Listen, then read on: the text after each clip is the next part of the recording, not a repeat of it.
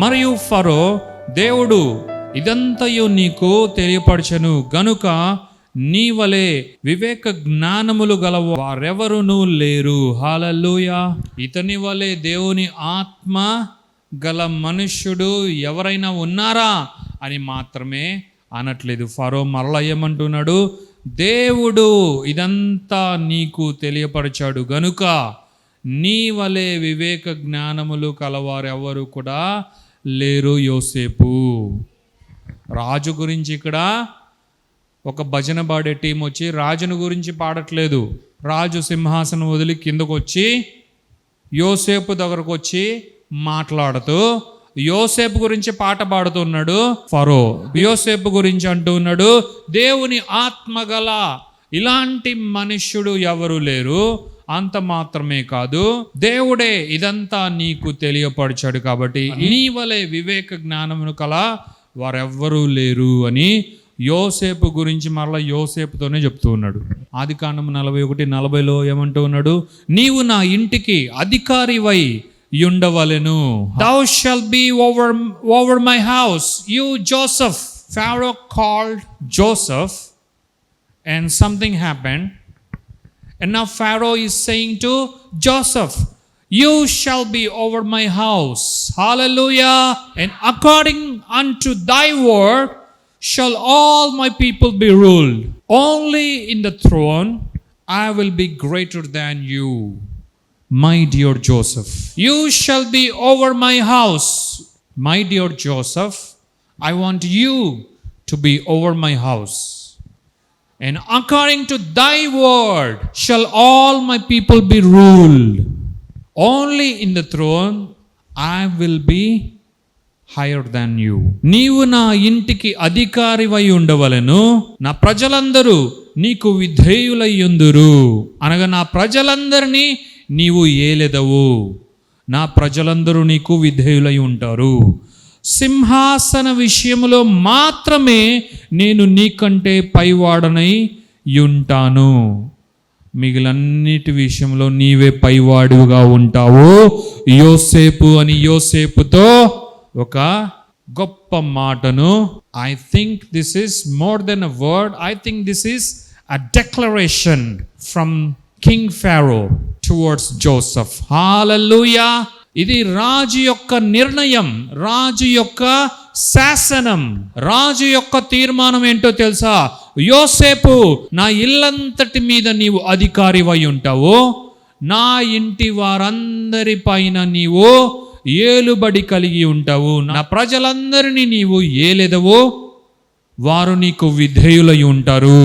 ఒక్క సింహాసనము అన్న దాని విషయంలో మాత్రమే నేను కూర్చొని ఉంటాను, ఆ విషయంలో మాత్రమే నేను నీకంటే ఒక మెట్టు పైన ఉంటాను, కానీ మిగిలిన అన్ని విషయంలో అధికారము నీదే, రూలింగ్ నీదే, డామినేషన్ నీదే, డొమినియన్ నీదే, నువ్వేం చెప్తే అదే. జస్ట్ కొన్ని గంటల ముందే, మేబీ ఇది లెస్ దెన్ అవర్ కూడా జరిగి ఉండొచ్చు, యోసేపును పిలిపించినప్పుడు యోసేపు రాజగృహంలోకి అడుగు పెట్టగా ఒక కల భావాన్ని చెప్పేవాడుగా యోసేపు అడుగు పెట్టడం జరిగింది. అంతటితో ఆగలేదు, వాటిని చెప్పి దాని తరువాత ఒక మాస్టర్ ప్లాన్ రివీల్ చేశాడు. దేవుని అభిషేకం చేత మనం నింపబడినప్పుడు, దేవుని అభిషేకము ద్వారా నింపబడిన బిడ్డలు ఎవరైనా ఉంటే వారు మేలు చేయుటకే ఉంటారు, కానీ కీడు చేయుటకు కాదు. ఇతరులు బాగోగు క్షేమాన్ని కోరేవారుగా ఉంటారు, కానీ శత్రులైనా సరే వారి యొక్క నాశనాన్ని కోరేవారుగా దేవుని అభిషేకము పనిచేయదు. అందుకే యోసేపు రాగానే ఏమన్నాడు, అది నా వశములో లేదు, నేను అనుకుంటే జరిగేది కాదు, ఇది దేవుని కార్యమే. అంత మాత్రమే కాదు, ఫరో ఎదురు చూచుచున్నది, దేవుడు సమాధానం ఇచ్చునుగాక, దాని ద్వారా ఫరోకు క్షేమము కలుగునుగాక అని మాట్లాడాడు. అంత మాత్రమే కాదు, ఏ కలకు భావాన్నైతే వెతుకుతూ ఉన్నాడో ఫరోకు, ఆ భావాన్నంతా కూడా కూలంకుషంగా చాలా వివరంగా వివరించాడు యోసేపు.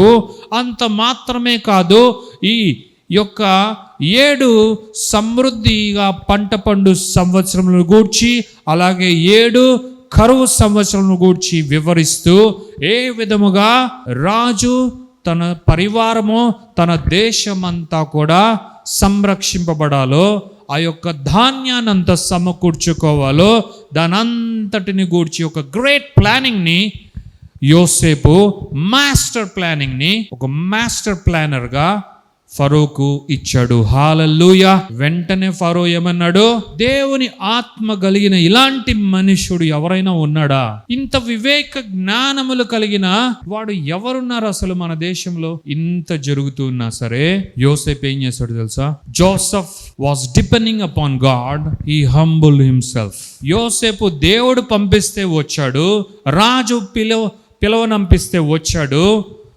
కాలను వినిపిస్తే విన్నాడు, దాని యొక్క భావాన్ని అసలు రాజు చెప్పి ఇలా చూసేసరికి దాని భావాన్ని చెప్తూ ఉన్నాడు. హల్లెలూయా. ఇదంతా దేవుని అభిషేకపు శక్తితో జరిగింది. అంత మాత్రమే కాదు, 37 అంటున్నాడు, నీ దేశంలో వివేకము కలిగిన ఒక అధికారిని, ఒక మనుషుని అధికారిగా నీవు ఈ దేశమంతటి మీద నీవు అధిపతిగా చేసి నేను నీతో చెప్పినట్లుగా చేయుము రాజా అని రాజుతో యోసేపు అంటూ ఉంటే, రాజేమో యోసేపు పక్క చూస్తున్నాడు. ఇట్లా కనిపించాడు. నాకు వివేక జ్ఞానములు కలిగిన ఒక మనుష్యుడు కనిపించాడు. హల్లెలూయా. నాకు కనిపించాడు. దేవుని ఆత్మతో నింపబడిన ఒక మనుష్యుడు నాకు కనిపించాడు. హల్లెలూయా. నాకు కనిపించాడు. దేవుడు ఏం చేయమన్నాడు అది చేశాడు. యోసేపు అక్కడ చైర్ల పక్క, మంచి భోజనశాలల పక్క, అట్లీస్ట్ సైన్యాధిపతిగా అయినా సరే ఇస్తారేమో అని ఆ గుర్రాల పట్ల వేటి వైపు చూడలేదు. యోసేపు కేవలం దేవుని వైపే చూశాడు. యోసేపు దేవునిపైనే ఆధారపడి ఉన్నాడు. సడన్ గా ఫరో వచ్చి ఏమంటున్నాడు? వివేకము కలిగిన మనుష్యుడు, వివేక జ్ఞానములు దేవుని వలన సమస్తమును తెలుసుకున్న వివేక జ్ఞానము కలిగిన మనుష్యుడు నాకు దొరికాడు. యోసేపు నీవే. హల్లెలూయా. నీ దేవుడు ఏ వివేకము కలిగిన మనుష్యుని గురించి నాకు చెప్పమన్నాడో, నేను ఏ వివేకము కలిగిన మనుష్యుని ఎతుకుతూ ఉన్నానో అది నీవే యోసేపు, అది నీవే. What a wonderful God is our God. The God of Joseph was faithful and is faithful and will be faithful forever.